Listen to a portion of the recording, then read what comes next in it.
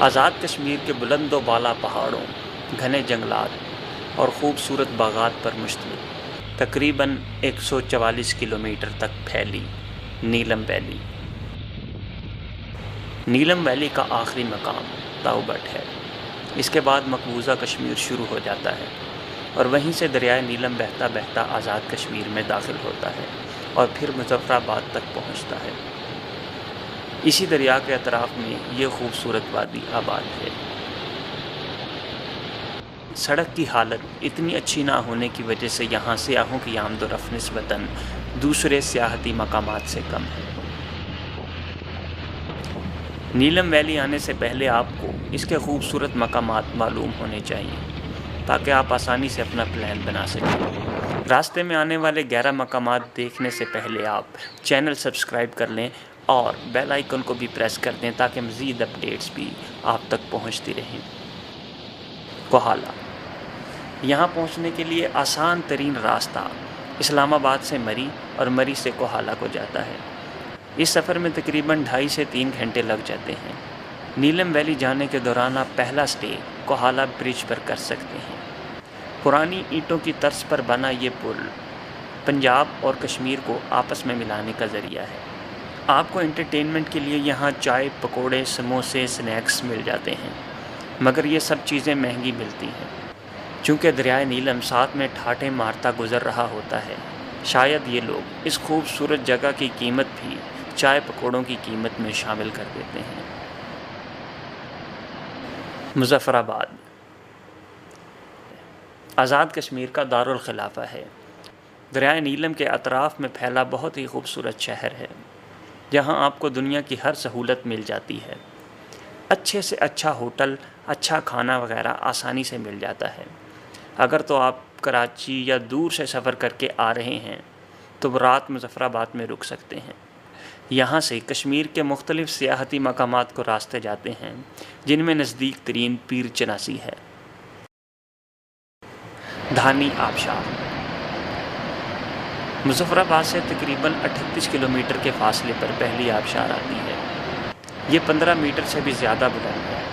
گرمیوں کے موسم میں میدانی علاقوں کی نسبت یہاں ٹھنڈ ہوتی ہے، لیکن اوپر سے گرتے پانی میں اکثر لوگ نہاتے ہیں اور اپنے یادگار سفر کا خوب لطف اٹھاتے ہیں۔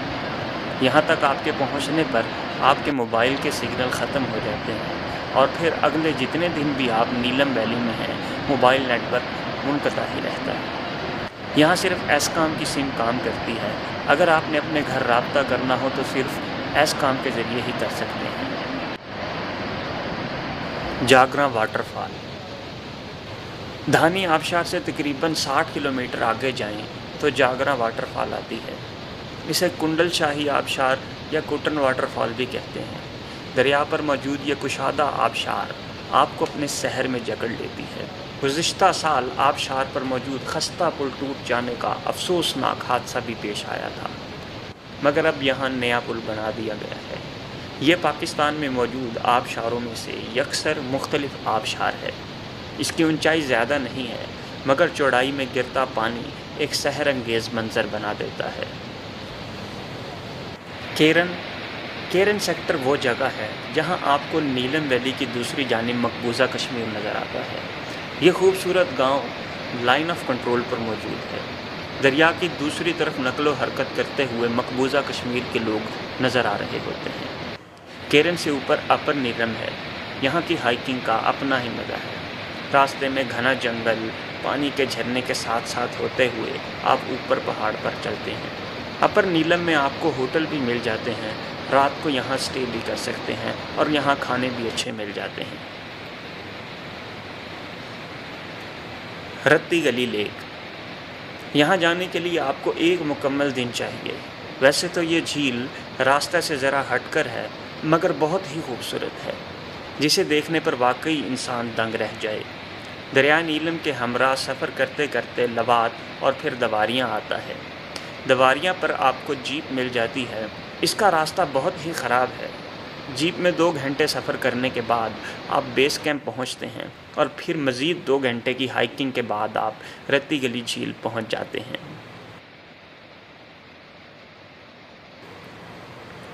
شاردا، رتی گلی گھومنے کے بعد آپ رات نیلم ویلی کے سیاحتی گاؤں شاردا میں بھی گزار سکتے ہیں۔ شاردا کے سیاحتی گاؤں میں آپ کو آسانی سے ہوٹل مل جاتے ہیں۔ یہاں دریائے نیلم کافی چوڑا ہو جاتا ہے، جہاں دریائے نیلم کے کنارے آپ رات بسر کر سکتے ہیں۔ تاریخی اعتبار سے شاردا کافی پرانا گاؤں ہے۔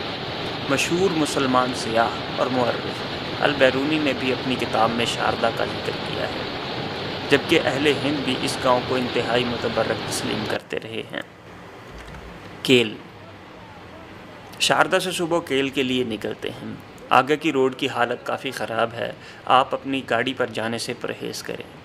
شاردا سے 4x4 گاڑیاں مل جاتی ہیں جو آپ کو بآسانی کیل تک پہنچا دیتی ہیں۔ یہ سفر دیکھنے والا ہے۔ ایک طرف تو گہری کھائی میں نیچے دریائے نیلم ہوتا ہے اور دوسری طرف بلند و بالا پہاڑ۔ اکثر مقامات پر تو راستہ اتنا تنگ ہو جاتا ہے کہ صرف ایک ہی گاڑی اس راستہ سے گزر سکتی ہے۔ گاڑیاں کراس کرنے کے لیے جگہ ڈھونڈنی پڑتی ہے، اسی وجہ سے اکثر گاڑی ریورس کرنی پڑ جاتی ہے۔ جیسے جیسے آپ اوپر بڑھتے جاتے ہیں، خوبصورتی میں بھی اضافہ ہوتا جاتا ہے۔ 2 سے 2.5 گھنٹہ سفر کرنے کے بعد آپ کیل پہنچ جاتے ہیں۔ اڈنگ کیل۔ کیل اور اڈنگ کیل 2 گاؤں ہیں جو 2 پہاڑوں پر واقع ہیں، یعنی ایک پہاڑ پر کیل ہے اور دوسرے اونچے پہاڑ پر اڈنگ کیل ہے۔ ہائیکنگ کر کے کیل سے اڈنگ کیل جایا جاتا ہے۔ ویسے تو ان کو ملانے کے لیے ایک ڈولی لفٹ بھی موجود ہے، جہاں اپنی باری کے انتظار کے لیے لمبی قطاریں لگی ہوتی ہیں۔ لفٹ میں جانے سے ہائیکنگ 1 گھنٹے سے بھی کم رہ جاتی ہے، لیکن اگر بغیر لفٹ کے جائیں تو 2-2.5 گھنٹے کی ہائیکنگ کے بعد آپ اڈنگ کیل پہنچ جاتے ہیں۔ پہلی دفعہ یا غیر متواتر پہاڑ چڑھنے والے تھک ضرور جاتے ہیں، مگر جیسے ہی وہ اڈنگ کیل پہنچتے ہیں تو خوبصورتی دیکھ کر ان کی ساری تھکن دور ہو جاتی ہے۔ یہاں آپ کو کھانا آسانی سے مل جاتا ہے، مگر یہاں کے کھانوں کا ذائقہ اپنا ہی ہے۔ یہاں آپ کو لاہور یا پنجابی کھانوں کا ذائقہ نہیں ملتا۔ سارے ہوٹل لکڑی کے بنے ہیں، جو یہاں کی قدرتی خوبصورتی میں مزید اضافہ کر رہے ہوتے ہیں۔ اگر آپ یہاں رات رہنا چاہیں تو رات رکنے کے لیے آپ کو کمرہ بھی مل جاتا ہے۔ تاؤ بٹ۔ نیلم ویلی کا آخری مقام تاؤ بٹ ہے، جو انتہائی پرکشش اور خوبصورت علاقہ ہے۔ تاؤ بٹ جانے کے لیے اڈنگ کیل سے کیل واپس آ کر آگے جانا ہوتا ہے۔ کیل تک تو پھر بھی گاڑیاں آ جاتی ہیں، مگر تاؤ بٹ کے لیے صرف جیپ ہی جاتی ہے۔ یہ انتہائی خوبصورت اور پرفضا گاؤں ہے۔ تاؤ بٹ سے آگے مقبوضہ کشمیر شروع ہو جاتا ہے اور دریائے نیلم بھی اس کے ساتھ ہی مقبوضہ ہو جاتا ہے، جہاں اس وادی اور دریا کا نام کشن گنگا ہے۔